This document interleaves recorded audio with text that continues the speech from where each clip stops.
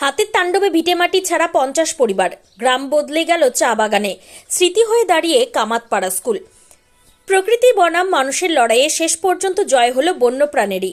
শিলিগুড়ি সংলগ্ন বৈকুণ্ঠপুর বনাঞ্চল ঘেঁষা সাজানো চটকিয়া ভিটার কামাতপাড়া আজ কেবল ইতিহাসের পাতায়। হাতির ক্রমাগত তাণ্ডবে অতিষ্ঠ হয়ে ভিটেমাটি ছেড়ে লড়াই থেকে সরে দাঁড়ালো মানুষ। জনবসতির কোলাহল ছাপিয়ে সেখানে এখন শুধুই চা বাগানের নিস্তব্ধতা আর হাতির পায়ের ছাপ। যেখানে জনবসতি ছিল আজ সেখানে চা বাগান। একসময় কামাতপাড়া গ্রামে প্রায় 50টি পরিবারের বসবাস ছিল। চাষবাস, ছোটখাটো কাজ, দৈনিক মজুরির কাজ নিয়ে নিশ্চিন্তে দিন কাটত গ্রামবাসীদের। 2010 সাল নাগাদ বদলে যায় এই গ্রামের চেনা ছবিটা। জঙ্গল থেকে প্রতি রাতেই লোকালয়ে হানা দিতে শুরু করে হাতির পাল। বসতি বাড়তেই রাতের পাশাপাশি দিনের বেলাতেও খাবারের খোঁজে চলে আসে হাতি। শুধু ঘরবাড়ি ভাঙা নয়, হাতির আক্রমণে প্রাণ হারান বেশ কয়েকজন গ্রামবাসী। প্রাণের ভয়ে অবশেষে গ্রাম ছাড়ার চূড়ান্ত সিদ্ধান্ত নেন বাসিন্দারা। অনেক আশা নিয়ে গড়া বসতি ছেড়ে তল্পি তল্পা গুটিয়ে একে একে সমস্ত পরিবার অন্যত্র চলে গেলে গ্রামটি জনমানবহীন হয়ে পড়ে। আজ সেখানে মাথা তুলে দাঁড়িয়েছে বিশাল চা বাগান। হাতির আতঙ্ক থেকে রেহাই পায়নি শিশুরাও। গ্রামের একমাত্র বিদ্যাপীঠ কামাতপাড়া প্রাথমিক বিদ্যালয় আজ পরিত্যক্ত। স্থানীয়দের কথায়, হাতির ভয়ে শিশুরা স্কুলে যেতে চাইতো না। প্রাণের ঝুঁকি নিয়ে শিক্ষালাভ করা অসম্ভব হয়ে দাঁড়িয়েছিল। শেষ পর্যন্ত পড়ুয়াদের সুরক্ষার কথা মাথায় রেখে শিক্ষা দপ্তর স্কুলটিকে অন্যত্র সরিয়ে নিয়ে যায়। পরিত্যক্ত স্কুল ভবনটি আজ কেবল এক যন্ত্রণাময় স্মৃতির সাক্ষী হয়ে দাঁড়িয়ে আছে জঙ্গল ঘেঁষা নির্জনে। গ্রামটি অবলুপ্ত হলেও হাতির উপদ্রব কিন্তু থামেনি। পার্শ্ববর্তী গ্রামগুলিতে এখনও প্রতি রাতে হানা দিচ্ছে বন্য প্রাণীর দল। বৈকুণ্ঠপুর বন বিভাগের ডাবগ্রাম 2 রেঞ্জের অধীন চটকিয়া ভিটা বিট অফিসের বনকর্মীদের প্রতি রাতেই জীবনের ঝুঁকি নিয়ে হাতি তাড়াতে ছুটতে হচ্ছে। আর যেখানে চা বাগান সেখানে একসময় আমাদের ঘর ছিল, কচি কাচাদের কোলাহল ছিল। সব এখন অতীত। ভিটেমাটি হারিয়ে আমরা এখন উদ্বাস্তু। জঙ্গল সংলগ্ন এলাকায় মানুষ ও বন্য প্রাণের এই আদিম দ্বন্দ্ব ভবিষ্যতে কোন দিকে মোড় নেয়, এখন সেটাই দেখার বিষয়।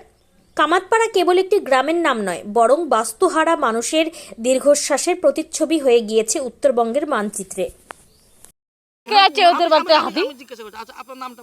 আমার নামটা সারা গ্রামটাই চলে যাবে। সোনাবালা রায় আমার নামটা। সোনাবালা রায়। আচ্ছা, এখানে সমস্যাটা কি? আপনার হাতি হাতি হাতি আসে এখানে? হ্যাঁ, আসে তো প্রতিদিন। প্রতিদিন। কালকে আসছে, হঠাৎ করে আসে, প্রতিদিন আসে না। ওর এলাকা খিদে নেই, এইখানে খাবার আসে, ফরেস্টে নাই তো ওই কলা টলা খায়া দেয়া চলে যায়। আপনার এত ভয় লাগে না আপনার? হ্যাঁ, ভয় লাগে না? ভয় লাগে তো।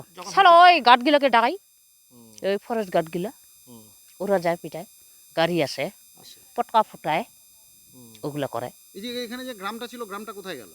গ্রামটা মানে মানুষগুলো সব এইদিকে চলে যাচ্ছে ওই ঠাকুরের জন্য। হাতির জন্য। তো এরা এখন কোথায় থাকে? কোথায় থাকে? এইদিকে জমি নিছে, এইদিকে সবাই বাড়ি করছে।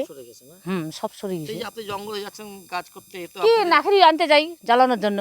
তো ভয় লাগে না? ভয় তো লাগে, ভয় লাগবে না আরো? সবাই মিলে যাই, বেটা সবা মেয়ে সব একসঙ্গে। হ্যাঁ, সবাই একসঙ্গে যাই, সবাই একসাথে নুরে তো সবাই একবারে আসি। কোন হাতির সামনে পড়েছেন কাজ করতে গিয়ে? ওই নাখরি নুতে নুতে পড়ি নাই, কিন্তু ঠাকুরের আশীর্বাদে। হ্যাঁ, ওইটাই। ঠিক।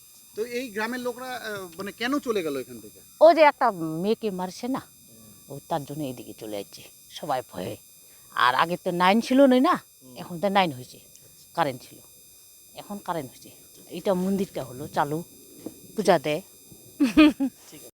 আমার নাম কিরণ রায়। আচ্ছা, আগে কোথায় থাকতেন? আগে ছিলাম এই পানিয়া ফাউড়িতে। কি নাম জায়গাটা? পানিয়া ফাউড়ি। পানিয়া ফাপুরি। এখন ওখানে থাকেন না? এখন তো ওখানে থাকা যায় না, হাতির অত্যাচার করছিল। মানে সন্ধ্যা হলে হাতি বাড়ায় আসে। তো একটা আমাদের খুব ভালো পরিবার ছিল এখানে, 40-45টা পরিবার ছিলাম। তা হাতির অত্যাচারে থাকতে পারি না। এখন কি করব, এই পাড়া ছিঁড়িয়ে মানে অন্য জায়গায় আসলাম। আচ্ছা, এখন কেউ থাকে না? এখন কেউ থাকে না। তো এখানে নাকি আগে হাতির আক্রমণে মারাও গেছে লোক? হ্যাঁ, আমার মেয়েটা মারা গেছিল। আমার মেয়ে মারা ছিল। আচ্ছা, কত বয়স হয়েছিল তখন? তখন বয়স ছিল 9 বছর।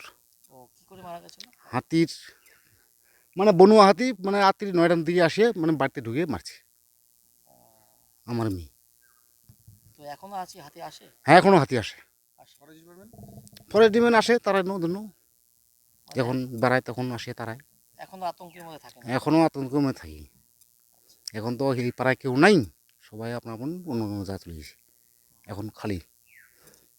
ঠিক আছে, আপনারা চলে গেলেন কি খালি হাতির তাণ্ডবের জন্য? হ্যাঁ হাতির জন্য তো। এখানে স্কুলও তো ছিল। স্কুল আছে, হ্যাঁ স্কুল আছে তো, প্রাইমারি স্কুল আছে। তো ওখানে পড়াশোনা হয় না?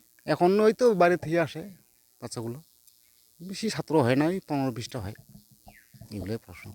স্কুল কি চলছে না বন্ধ হয়ে আর গেছে? স্কুল তো চলছে। চলছে। সব রকম সুযোগ সুবিধা পায় এখানে? সব শুধু এই তো নদীটা বর্ষার সময় অসুবিধা হয়, ব্রিজ নাই আমার এই নদীটা। জমি আছে ওইখানে? হ্যাঁ জমি তো আছে, চা বাগান টা বাগান করেছি, কাজ কর্ম করি, এইটুকু। ঠিক আছে।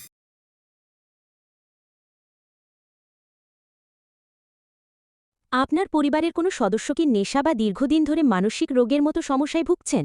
স্থায়ী সমাধান পেতে চান? তাহলে আজই চলে আসুন গঙ্গারামপুর পুনর্জন্ম নেশামুক্তি কেন্দ্র, কালদিঘি হিমঘরের পাশে। এখানে নেশা, মানসিক রোগের চিকিৎসা, পুনর্বাসন, মেডিটেশন, যোগব্যায়াম, কাউন্সেলিং ও ডাক্তারের পরামর্শ দিয়ে রোগীকে সুস্থ করে তোলা হয়।